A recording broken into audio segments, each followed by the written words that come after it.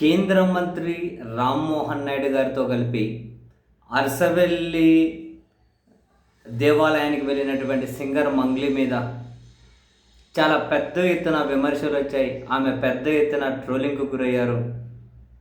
ఆమె చంద్రబాబు నాయుడు గారి వ్యతిరేకి అని, జగన్మోహన్ రెడ్డి గారికి, వైఎస్ఆర్ కాంగ్రెస్ పార్టీకి పాటలు పాడారు కానీ చంద్రబాబు నాయుడు గారికి పాడలేదు అని, అండ్ ఆమె దగ్గరికి పాటలు పాడమని చెప్పి అడిగితే నేను పాడను అని చెప్పి అన్నారు అని రకరకాలుగా తెలుగుదేశం పార్టీ క్యాడర్ అయితే ఆమెను పెద్ద ఎత్తున ట్రోల్ చేశారు. అండ్ తాజాగా మంగ్లీ ఒక బహిరంగ లేఖ విడుదల చేశారు ఈ ఓవరాల్ అంశానికి సంబంధించి.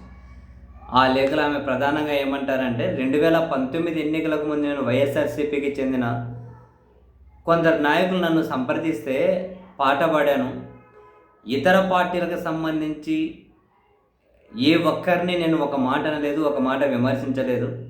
వైఎస్ఆర్ కాంగ్రెస్ పార్టీ ఒక్కటే కాదు, అన్ని పార్టీల లీడర్లకు కూడా నేను పాటలు పాడాను. వైఎస్ఆర్ కాంగ్రెస్ పార్టీకి పాటలు పాడడం వలన ఎన్నో అవకాశాలు కోల్పోయాను. ఆ పార్టీకి అంటే వైసీపీకి పాట పాడడం వలన చాలా అవకాశాలు కోల్పోయా. వైకాపాకు పాడినందుకు ఎన్నో అవమానాలు ఎదుర్కొన్నా, ఎన్నో అవకాశాలు కోల్పోయా, ఎన్నో అవమానాలు ఎదుర్కొన్నా.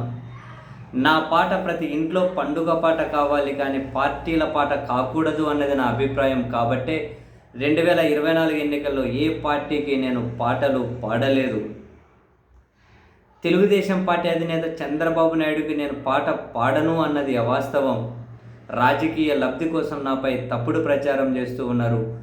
దేశ రాజకీయాల్లో ప్రత్యేక స్థానం ఉన్న వ్యక్తి చంద్రబాబు గారు 2019 ఎన్నికల్లో వీడియో క్లిప్పులతో నాపై విష ప్రచారం చేస్తున్నారు.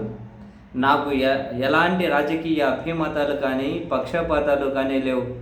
నేను ఏ పార్టీ ప్రచార కార్యకర్తను కూడా కాను. ఒక కళాకారినిగా నాకు నా పార్టీ అన్నిటికన్నా ముఖ్యం.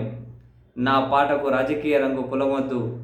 ఏ రాజకీయ పార్టీలతో నాకు సంబంధం లేదు అని చెప్పి మంగ్లీ అయితే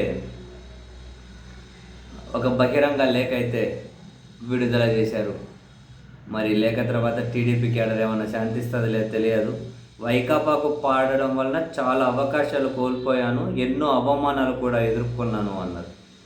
మరి సినిమా పరంగా అవకాశాలు కోల్పోయారా, మరి అవమానాలు కూడా సినిమా పరంగానేనా తెలియదు మరి.